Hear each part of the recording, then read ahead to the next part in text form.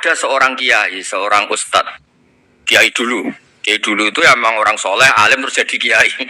Kalau kiai sekarang tuh macam-macam, nganggur terus ingin jadi kiai, terus daftar gitu.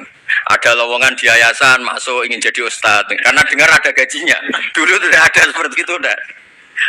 Makanya dulu tuh kalau ustadz kiai pasti soleh karena dia alim terus ingin orang lain tuh mendapat ilmunya. Kalau sekarang nggak ada yayasan sehat, guru gajinya sekian. Yang nggak ingin jadi ustadz tuh daftar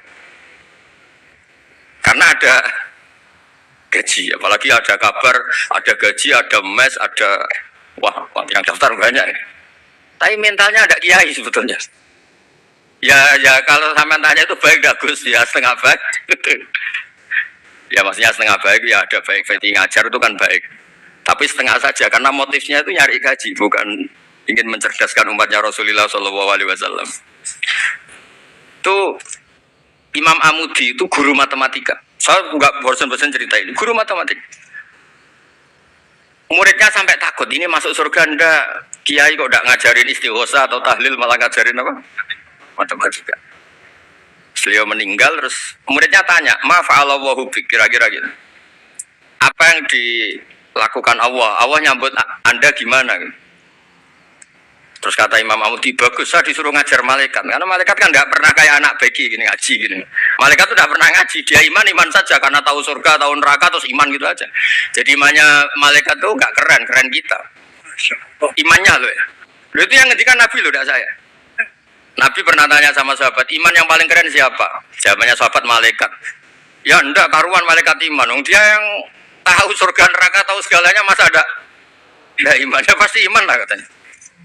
Terus ya para sahabat engkau iman ya wajar kan menangi saya, nemuin saya. Yang hebat itu orang-orang yang tidak melihat saya, tidak saya didik, tapi tetap iman. Karena dididik akal, ya tadi dididik Quran, apa dididik Quran. Sama siapa? Teks bahasa Arabnya masang. Terus Imam Amudi kata Allah, suruh dia ngajarin para malaikat cara menemukan saya. Malaikat dikumpulin, terus Imam Amudi disuruh ngajar. Sama singkat kata-katanya Allah di mimpi itu. Istadillah ala wahdaniyati.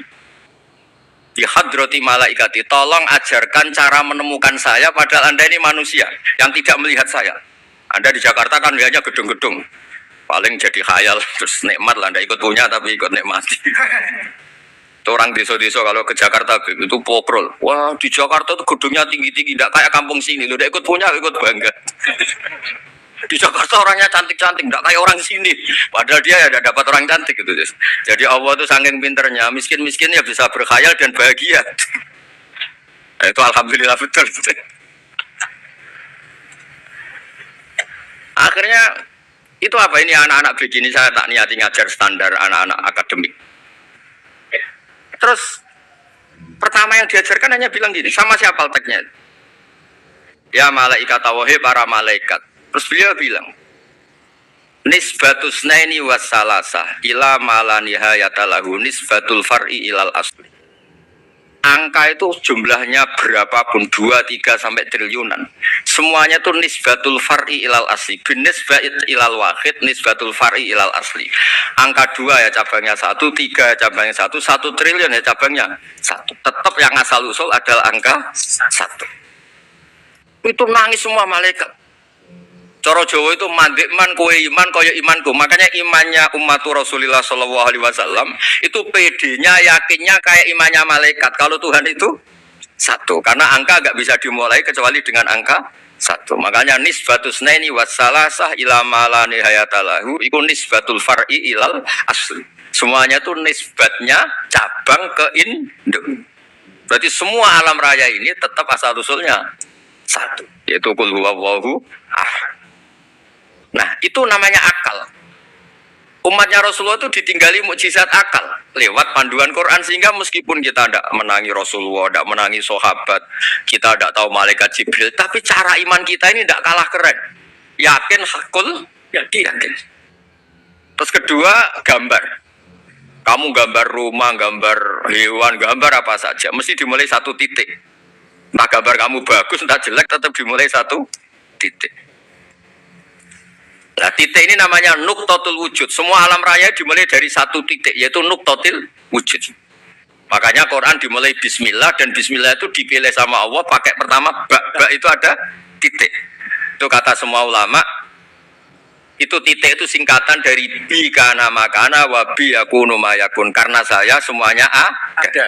Bi itu karena saya. Jadi makanya santri-santri fikih tidak usah bayangkan kamu jadi wali terus bisa terbang ke Mekah, tidak usah. Kalau terbang ke Mekah ya sudah umroh aja bayar. Kalau enggak ya maklaran KBH atau apa. Pokoknya cari gratis. Ya gratis kan ya. Dapat orang 10 gratis satu. Terus orang enggak umroh-umroh dirayu-rayu supaya umroh. Repot. Itu pelanggaran fikih itu. Kalau orang punya utang itu wajibnya nyaur utang dulu gitu. Wah repot. Saya itu juga sering bingung di kampung-kampung. Gue sama umroh. Kenapa? Dapat gratisan. Minta uang saja buat nyaur utang. Enggak boleh. Wah, secara fikih yang wajib itu nyaur utang bukan umroh. Enggak boleh Gus diminta uang, enggak boleh, harus umroh. Udah gitu saya ini bingung Gus mau umroh. Enggak nikmati. Kenapa? Disuruh ngajar Gus. Repot semua kalau ibadah mergawe ya jadi bingung semua. Ya saya mohon anak-anak BK semuanya yang seneng Quran itu harus seneng sampai kayak saya sehingga tahu mencari Tuhan dengan cara tauhid yang berbasis akal itu sedzahir imannya malaikat. Jika di klasmen iman itu manusia ulul ilmi, kita-kita yang nekuni ilmu itu nomor 1 prakteknya. Karena nomor 1 itu Allah karuan kan syahidah wa, Allah kan gak tertandingi syahidah wa annahu la ilaha illa huwa, terus wal malaikatu. Malaikat kan karuan karena langsung menyaksikan surga, dan ketiga apa? Wa ulul ilmi. Berarti prakteknya kan nomor 1. Kalau kompetitornya semuanya manusia, ulul ilmi nomor berapa? 1 kan? Nah nomor 3 kan dari Allah, malaikat, ulul ilm. Berarti kalau kompetisinya antar manusia nomor berapa? 1 kan? Nah kenapa ulul ilmi di nomor 3 kan tapi dari Allah, malaikat, ulul. Kerennya kayak apa? Karena cara iman ulul ilmi itu enggak ada ragunya sama sekali. Kamu ragu enggak kalau 2 cabang dari 1 asalnya 1? Enggak pernah kan ragu kan? Semua gambar seruat apapun dimulai dari 1 titik, ragu enggak? Enggak kan? Nah, imannya umatnya Nabi karena dipandu oleh Quran itu seyakin itu, sehakul yakin itu. Nah, itu terus Jubair bin Mut'im jadi iman. Am khuliqu min ghairi syai'in am humul khaliqun. Terus kata Allah lagi, kalau kamu tidak percaya saya yang bikin langit bumi ya gampang dong. Kamu saja yang ngomong kalau kamu yang bikin. Paling orang sepakat kamu stres. Terus hanya ayat gitu, am khalaqus samawati wal ardh. Kalau kamu tidak yakin Allah yang bikin ya silahkan Anda klaim saja kalau kamu yang bikin langit bumi. Bala yukinun. Kamu juga gak mau kan dibilang stres. Ya, ini ngaji ilmu dulu, nanti bagian terakhir ijazah. Bismillahirrahmanirrahim. Ini riwayatul Bukhari. Haddatsana Abdullah bin Yusuf, haddatsana Les, haddatsana Sa'id al-Maqburi an Nabi Hurairah radhiyallahu anhu qala Nabi sallallahu alaihi wasallam. Ma minal anbiya'i nabiyyun illa qad u'tiya minal ayat ma mithluhu amana alaihi al-bashar. Wa inna ma kana alladhi utituhu wahyan awhahu wa ilayya fa arju an akuna aktsarahum tabi'an yaumal qiyamah. Terus kita tahu semua nabi itu punya mukjizat. Ya, semua nabi itu punya apa? Mukjizat. Mukjizat itu hal yang luar biasa yang memastikan manusia itu tidak bisa menyainginya atau menandinginya. Dan rata-rata mukjizat Nabi dulu itu fisik. Misalnya ontanya Nabi Soleh itu kan onta tapi keluar dari batu, itu kan aneh. Aneh sekali. Atau tongkat Nabi Musa bisa simsalabim mengeringkan laut apa? Merah. Semua Nabi itu punya mukjizat dan semuanya berbentuk fisik. Kecuali mukjizatul Rasulullah Shallallahu Alaihi Wasallam itu berupa Al-Quran. Al-Quran itu konsep ilmiah. Terus kata Rasulullah SAW, tapi saya karena Quran itu justru berharap pengikutku besar dan sampai hari kiamat. Sekarang kita logika ya. Andaikan kamu punya tongkatnya Nabi Musa, kalau kamu suka uang, kepikirannya dijual apa dipakai? Kalau kamu suka uang, dipakai. Kalau kamu ahli suudon itu pikirannya ndak, ini asli ndak ya. Karena yang melihat di Turki itu ya sebagian gitu. Kalau yang suka perdukunan itu bayangkan itu miliknya. Mungkin dipakai ngakali orang atau apa, pokoknya bayangkan itu miliknya. Kalau yang kolektor pikirannya itu nanti ini laku berapa. Tapi kalau peneliti mungkin pikirannya itu ini asli apa enggak? Bukti aslinya apa? Repot lah. Lagi pula kalau kamu punya utang terus mau apa? Istri kamu marah mau apa? Kalau pakai tongkat. Nah, beda dengan mukjizatnya Quran itu semuanya apa? Ilmiah. Orang yang sedang harmonis dengan istri bisa pakai ayat di antara ayat-ayat Allah itu apa? Wa ja'ala bainakum mawaddatan warahmah. Nanti kalau ditakdir cerai, saya tidak menyarankan cerai. Kalau ditakdir cerai, itu masih dimotivasi sama Allah wa iyyatafarraqa yughnillahu kullam min sa'ati. Jika suami istri itu cerai, jangan-jangan suaminya dapat istri lebih baik, istrinya nanti dapat suami lebih baik. Jadi yang masa lalunya ada keprahara. Kan banyak orang suaminya meninggal ketika nikah lagi ditanya, kangen sama suami pertama, alhamdulillah ini lebih baik. Padahal suaminya yang meninggal itu berharap istrinya ini kangen, ternyata dia sudah syukur dapat suami yang lebih baik. Jadi Quran itu menunggui kita ila yaumil qiyamah. Kita tidak bunuh diri, itu ya barokahnya Quran. Karena problem apapun kita dinasihati apa sabar, apa dinasihati sabar. Kan nggak mungkin kamu pegang tongkatnya Nabi Musa, punya masalah apa saja ngelihat tongkat, bisa apa tongkat. Tapi kalau Quran kan nasihat, solusi. Makanya Nabi berharap dengan Quran ini, saya berharap pengaruh saya, pengikut saya terbanyak ila yaumil qiyamah. Terus beliau dikomentari begini sama, ini Fathul Bari, sarahnya Bukhari. Al-muradu anna mu'jizatil anbiya inqaradat binqiradi a'sorihim. Falam yusyahidha illa man hadaraha. Problem mukjizat nabi-nabi dulu itu kan fisik. Sehingga yang tahu kalau Nabi Soleh punya unta yang ajaib itu yang tahu ya hanya yang hadir saat itu. Yang tahu kalau tongkat Nabi Musa bertuah itu juga yang tahu hanya yang hadir saat itu. Selebihnya tahu tongkat ya di museum.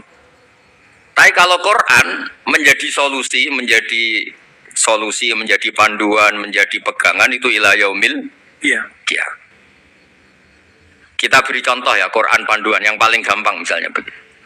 Dulu ini cerita ya. Dulu itu ada orang kafir cerdas namanya Jubair bin Mut'im. Itu saking pinternya dia, pinter juga tokoh. Itu sebagai delegasi pembebasan Asra Badrin. Jadi tawanan-tawanan perang Badar itu mulai dulu ya ada negosiasi mau dibebaskan. Terus orang-orang kafir ini menugaskan namanya Jubair bin siapa? Mut'im. Ini ada di Bukhari. Karena ini ngaji di Jakarta. Kalau orang nggak tahu hadis juga tanya ini sahih enggak? Wong nggak tahu kok tanya itu aneh. Padahal kalau dibodoni itu ya nggak tahu.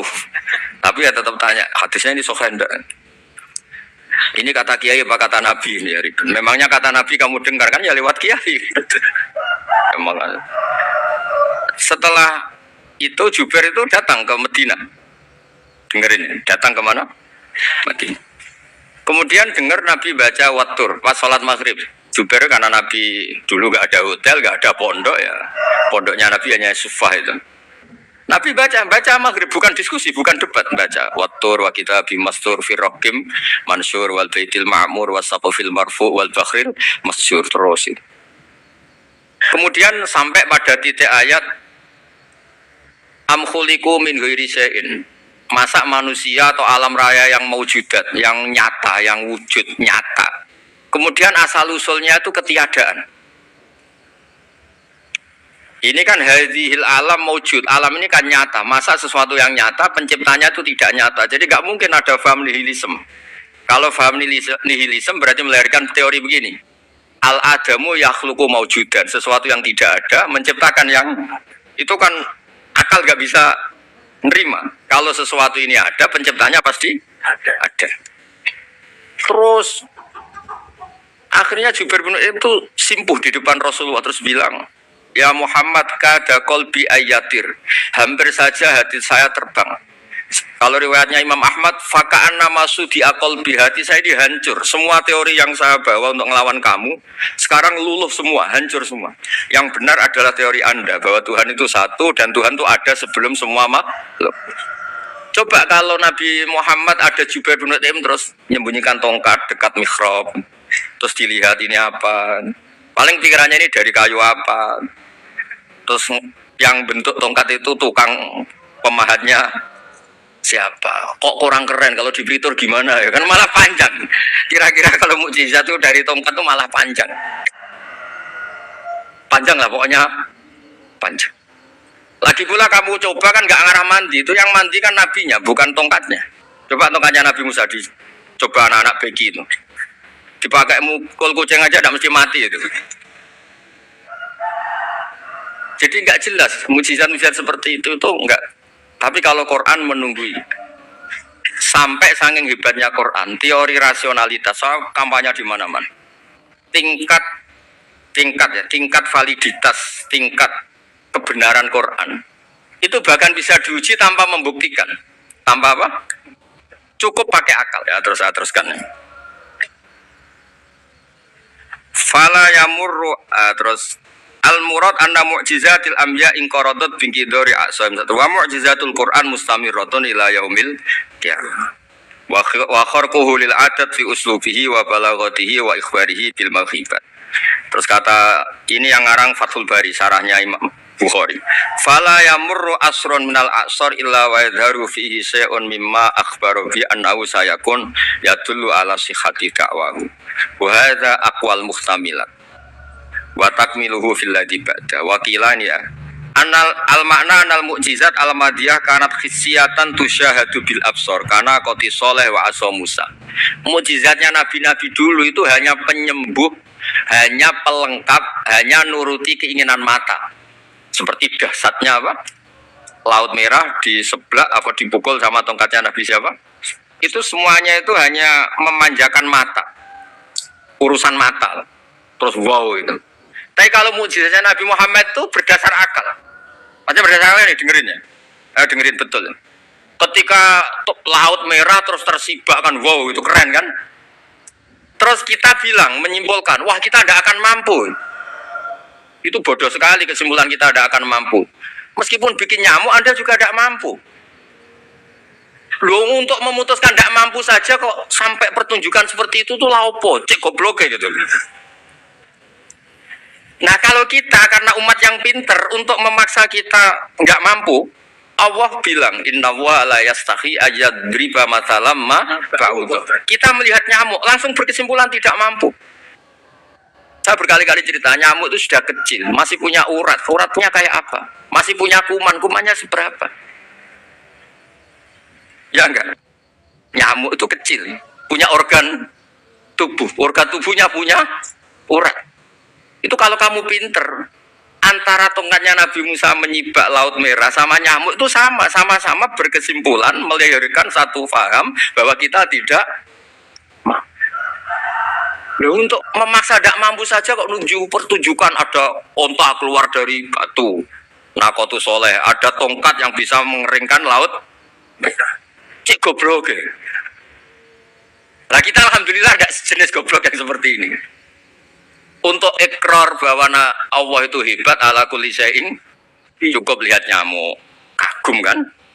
Sudah tidak usah bikin hidup. Saya berkali-kali mencontohkan. Para pemahat tak suruh bikin patung gajah itu mampu. Tak suruh bikin patung nyamuk kalau bisa. Nyari materi dari apa coba?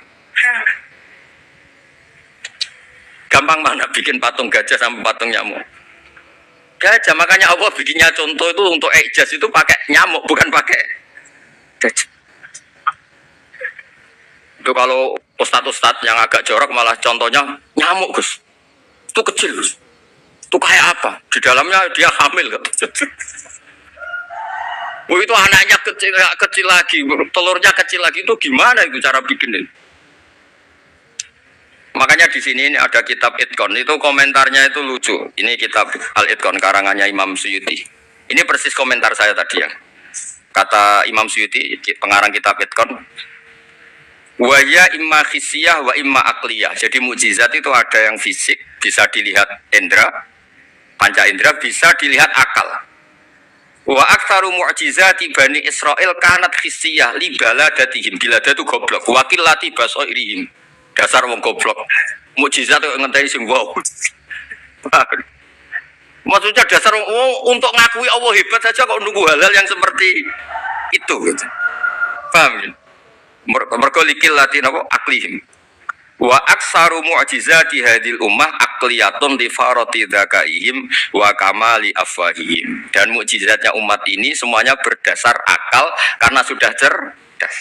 Jadi andaikan kita melihat tongkatnya Nabi Musa menyibak Laut Merah dengan melihat nyamuk, kesimpulan kita sama-sama wow, sama-sama keren, sama-sama memastikan kita tidak mampu.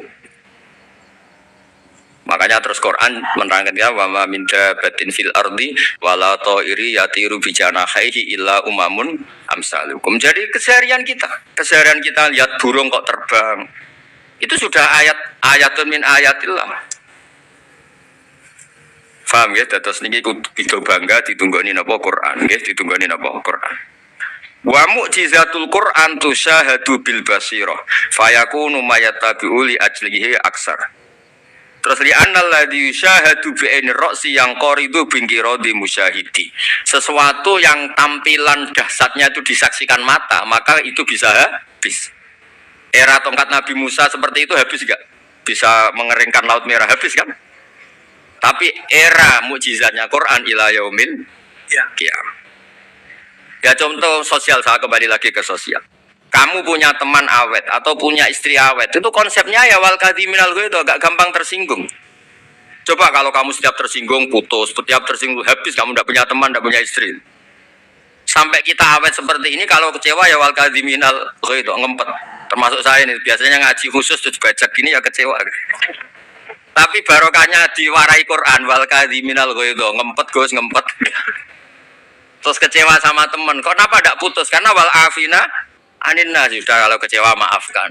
Coba kalau kita kecewa presiden demo, kecewa menteri demo, kecewa orang tua minggat, ya kalau dicari, kalau tidak kan malu. Saya itu punya teman tak tanya, kecewa Gus sama bapak itu, kenapa tidak minggat? Malu. Kenapa malu? Takut nggak dicari. Itu orang tuh paling malu itu kalau keluar dari rumah nggak di. Saya punya teman lagi, saya ini takut mati Gus. Kenapa? Takut istri saya tidak nangis Gus. Itu kematian terburuk itu kalau mati tahu istrinya ada nangis, itu malu betul itu. Makanya jangan mati, pokoknya pastikan orang sekeliling ada nangis itu baru berani mati, kalau tidak jangan. Ya jadi mukjizatnya Nabi itu luar biasa. Nah ini terus saya teruskan ya, makanya mukjizat terbesarnya Nabi adalah Al-Quran. Karena Al-Quran itu cerita tentang hukum-hukum akal, cerita tentang logika-logika peradaban. Misalnya logika peradaban, contoh paling gampang. Di Quran itu ada sekian ayat yang Allah cerita peradaban. Misalnya wa ahsinu innallaha yuhibbul muhsinin. Itu dikutip terus kemudian disimpulkan dalam peradaban. Kata Sayyidina Ali karramallahu wajhah ngendikannya gampang. Ahsin man syi'ta takun amirah.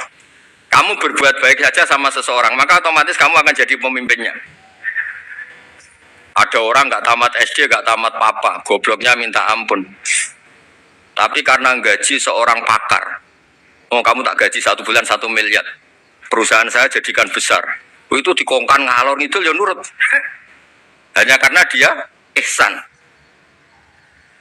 Terus wastaghni amman syi'ta takun nadhira. Saya ulang lagi. Wastaghni amman syi'ta takun nadhira. Dan kamu jangan butuh orang lain, siapapun dia, maka kamu akan setara. Misalnya ada menteri orang antri mau salim, tapi kamu tidak butuh, kan tenang saja. Tapi kalau kamu butuh, habis ya. Ya kan, kamu tidak butuh seseorang, maka kamu posisinya akan setara. Kamu harus sopan karena punya utang jasa. Kalau nggak punya apa-apa kan setara. Ya enggak? Misalnya kamu jajar rektor atau jajar menteri, jajar apa saja. Kalau kamu tidak punya utang kan, kamu jajar menteri tidak punya utang. Sama jajar satpam tapi punya utang, takut mana?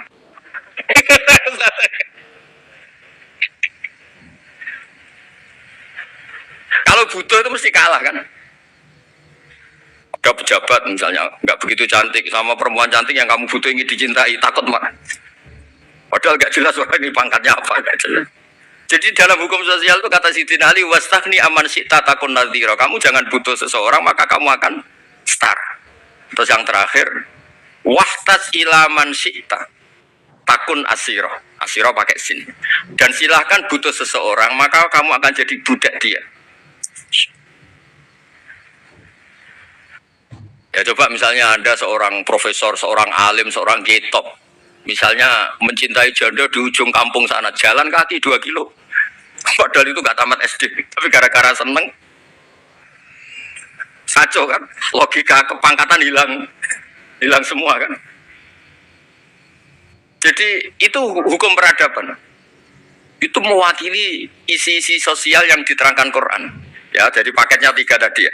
Ahsin man syi'ta takun amirah. Kamu berbuat baik sama seseorang, maka kamu bisa memimpin. Wastaghni amman syi'ta takun nadhira. Kamu jangan butuh seseorang, maka kamu akan setara. Bok kamu ketemu orang terkaya di dunia. Yo ketemu orang terkaya di dunia, kamu jejer, kamu tidak butuh dia. Tenang kan bisa setara kan? Tapi kalau butuh, harus sopan, ngajukan proposal, harus berakhlak karimah. Makanya sekarang, Anda kok berakhlak kenapa? Ternyata mau nyalek.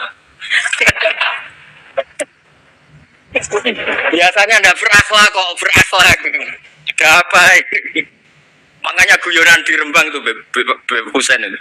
Kalau ada orang mendadak sopan sama temannya, temannya curiga. Kok utuben sopan, mau utang ya?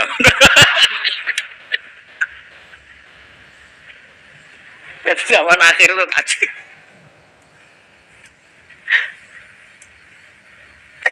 Ya di semua daerah gitu ya sama Pak Rektor ya. Kalau ada teman biasanya nggak sopan kok sopan, itu temannya curiga. Ini Pak Rektor UI ikut kaji. Kok tumben sopan, ada apa ya? Karena di mana-mana orang butuh itu pasti beretika. Kamu punya teman paling berdua. Kalau mau utang berakhlak gak? Atau misalnya kamu punya adik cantik, terus punya teman berdua. Kalau cinta adik kamu berakhlak gak? Biasanya nggak sama sekali gak berakhlak. Gara-gara butuh menjadi berakhlak. Ya jadi hukum sosial itu ya kuncinya 3 tadi. Ahsin man syi'ta takun amirah. Wastaghni amman syi'ta takun nadhira. Terus wahtas ila man syi'ta takun asira. Kalau kamu butuh seseorang pasti kamu dibikin hina.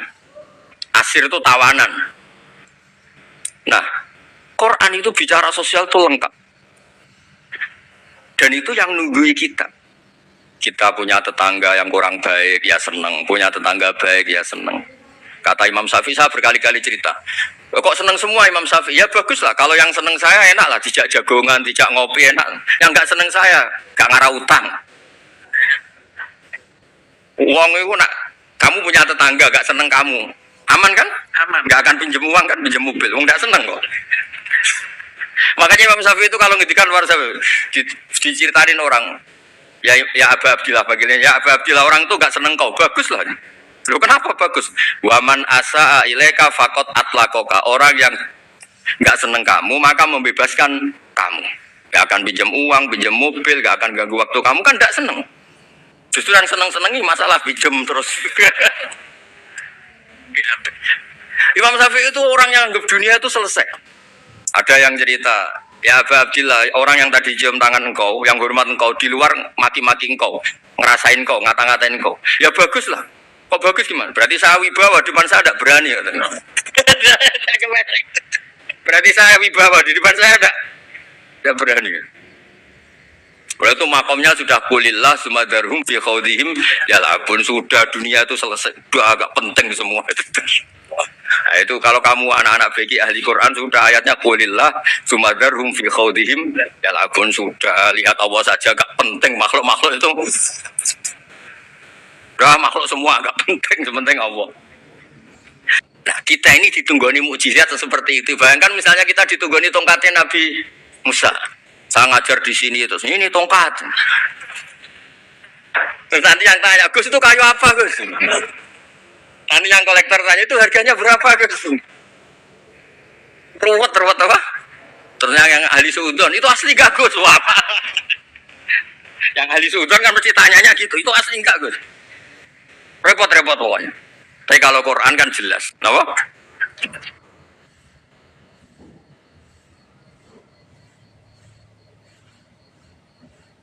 Aku approve. Melindungi lebih dari 8 tahun. Aku approve. Batuk dan pilek mengganggu keluarga. Fix Formula 44. Legakan batuk tidak berdahak, tenggorokan gatal, pilek, dan bersin. Untuk rasa hangat di tenggorokan.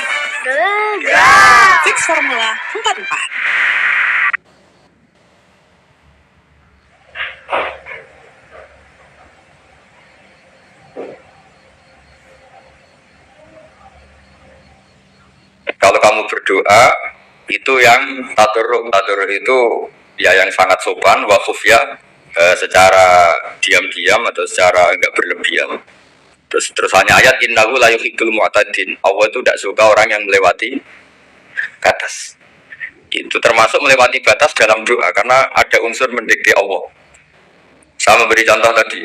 Misalnya kita sebagai cowok berdoa, ya Allah saya ingin punya istri cantik, sholihah, nasabnya baik, gak pernah cerewet, gak pernah apa. Itu kan nanti nyarinya juga susah. Nanti kalau Allah menjabatkan itu adanya di surga, tinggalnya rapayu rabi, kira-kira. Nah itu sudah berlebihan. Terus kalau ada ulama mengatakan doa itu mukhul ibadah, itu maksudnya gini, doa itu bukti kita minta itu bukti kita lemah. Nah merasa lemah itu sudah bagian dari ibadah. Makanya masyhur itu syairnya Abdul Al-Haddad itu, fadu'ai wabdihali dalilun li fiftikori. Jadi saat berdoa itu hanya sebagai bukti saya butuh Allah. Saya sendiri tidak punya kepentingan mustajab apa enggak. Jadi wali-wali yang mengatakan doa itu mukhul ibadah, sebetulnya itu malah wali-wali yang dari awal enggak kelintas disembadani apa enggak. Butuhnya dia itu menunjukkan bahwa saya ini lemah. Buktinya posisinya minta. Itu yang dimaksud mukhul ibadah. Tapi kalau kita berdoa terus posisi kita protes, katanya kamu baik ya Allah, engkau baik, ternyata enggak juga. Buktinya semua doa saya enggak kamu kabulkan. Ini malah doa kriminal. Jadi yang dimaksud mukhul ibadah itu doa itu bukti minta itu bukti lemah. Makanya ada syairnya Abdul Al-Haddad maksud fadu'a iwabdihali dalilun li fiftikor. Jadi saya minta engkau ya Allah itu bukti saya butuh. Jadi itu bukan dua hal yang harus dipertentangkan. Jadi kalau doa dikatakan apa? Ibadah karena di doa itu minta. Nah, minta itu bukti merasa kita lemah. Berarti kita sa'il Allah mas'ul. Kita minta Allah yang kita mintain. Kita menengadah Allah yang berposisi memberi. Itu saja sudah cukup sebagai ibadah. Meskipun doa kita tidak mustajab. Karena memang tadi seperti itu. Kalau di ilmu-ilmu tasawuf itu apa ya, doa itu memang benar-benar sudah mukul ibadah karena tadi perasaan merasa butuh sama Allah itu. Nah, merasa butuh itu, nah kalau kita berdoa merasa butuh sama yang kita minta, itu dalam ilmu tasawuf sudah kriminal, berarti kamu lebih butuh makhluknya. Misalnya begini ya, saya ingin punya rumah bagus, terus setelah punya rumah kredit saya utangnya banyak. Sebetulnya saya itu tidak pernah ingat Allah. Gara-gara utang banyak, kredit jatuh tempo, terus melibatkan Allah. Ya Allah, saya ini utang banyak, ini terus tolong dibayar. Sebetulnya saya itu ingat utang, cuma Allah tak libatkan kan.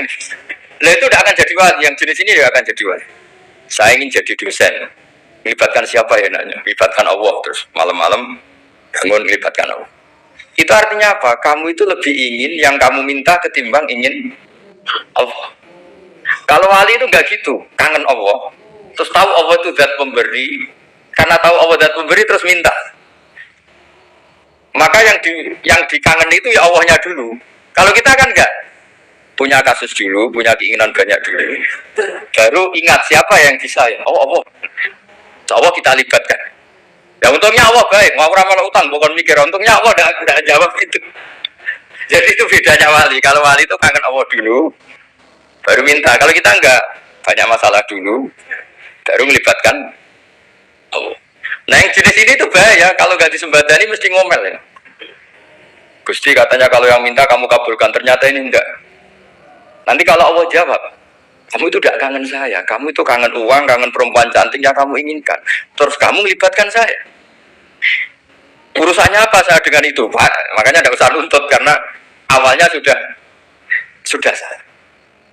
Ya saya kira itu ya. Jadi ada ayat apa? Ud'u rabbakum tadarru'aw wa khufya. Terusannya apa? Innahu la yuhibbul mu'tadin. Itu di semua tafsir dikatakan Allah enggak suka orang yang berlebihan dalam doa. Berlebihan tadi, misalnya minta sesuatu yang terlalu besar, atau permintaan kemarin saja lanu adi syukroh, kita tidak bisa memenuhi mensyukuri, sudah minta lagi. Misalnya seorang jomblo, targetnya kan asal payu nikah. Tapi setelah nikah bayangkan istrinya solihah, tidak cerewet, itu kan berlebihan. Bilang status jomblo saja belum kamu syukuri kok sudah minta yang macam-macam. Jadi harusnya kan syukur dulu ya. Sekedar laku nikah ini kan ada syukur yang harus, seperti jadi dosen juga gitu. Sekedar jadi dosen harus kita syukuri dulu karena menjadi kita tidak nganggur.